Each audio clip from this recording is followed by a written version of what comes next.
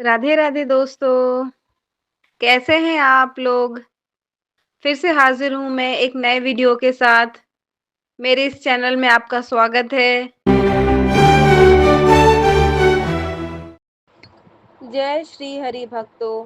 आज इस वीडियो के माध्यम से हम लोग एक ऐसी एकादशी की कथा के बारे में जानेंगे जिसका व्रत 88,000 ब्राह्मणों को भोजन के समान फल देता है। इसके व्रत से सारे पाप दूर हो जाते हैं और अंत में स्वर्ग की प्राप्ति होती है।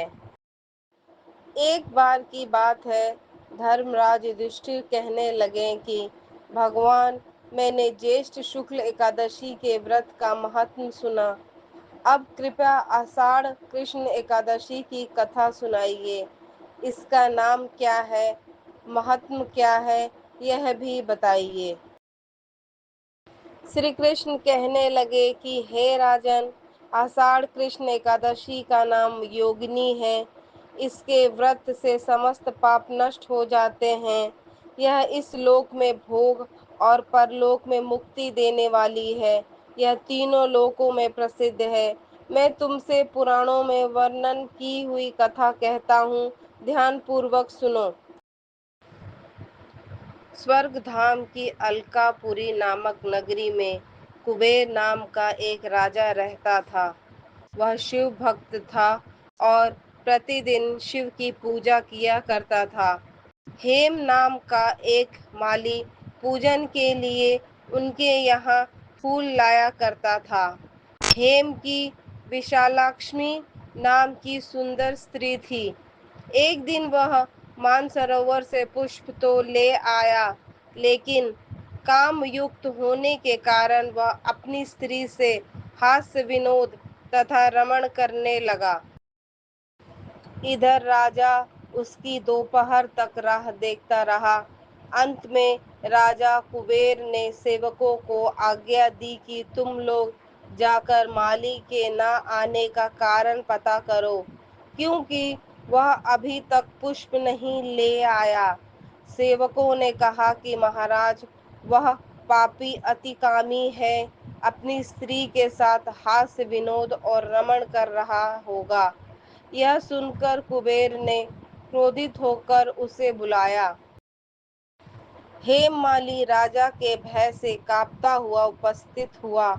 राजा कुबेर ने क्रोध में आकर कहा, अरे पापी, नीच, कामी, तूने मेरे परम पूजनीय ईश्वरों के ईश्वर श्री शिव जी महाराज का अनादर किया है। इसलिए मैं तुझे श्राप देता हूँ कि तू स्त्री का वियोग सहेगा और मृत्युलोक में जाकर कोढ़ी होगा। कुबेर के श्राप से हेममाली का स्वर्ग से पतन हो गया और वह उसी क्षण पृथ्वी पर गिर आया। भूत भूतल पर आते ही उसके शरीर में श्वेत कोढ़ हो गया। उसकी स्त्री भी उसी समय अंतर ध्यान हो गई। मृत्युलोक में आकर माली ने महान दुख भोगे। भयानक जंगलों में जाकर बिना अन्न और जल के भटकता रहा। रात्रि को निद्रा भी नहीं आती थी, परंतु शिवजी की पूजा के प्रभाव से उसको पिछले जन्म की स्मृति का ज्ञान अवश्य रहा। घूमते घूमते एक दिन वह मार्कंडे ऋषि के आश्रम में पहुंच गया, जो ब्रह्मा से भी अधिक वृद्ध थे और जिनका आश्रम ब्रह्मा की सभा के समान लगता था। हेममाली वहां जाकर उनके पैरों में पड़ गया।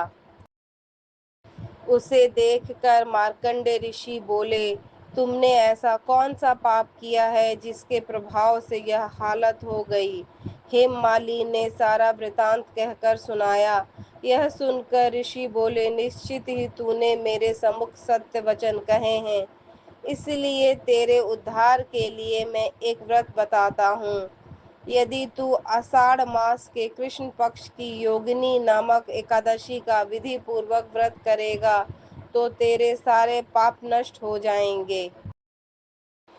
यह सुनकर हेममाली ने अत्यंत प्रसन्न होकर मुनि को साष्टांग प्रणाम किया। मुनि ने उसे स्नेह के साथ उठाया। हेममाली ने मुनि के कथानुसार विधि पूर्वक योगिनी एकादशी का व्रत किया। इस व्रत के प्रभाव से अपने पुराने स्वरूप में आकर वह अपनी स्त्री के साथ सुखपूर्वक रहने लगा। जय श्री हरि। राधे राधे दोस्तों, आपका मेरे इस चैनल पे फिर से स्वागत है। प्लीज़ मेरे चैनल पे लाइक कीजिए, कमेंट कीजिए, ज़्यादा से ज़्यादा चैनल को सब्सक्राइब कीजिए, ज़्यादा से ज़्यादा इसको शेयर कीजिए। राधे राधे।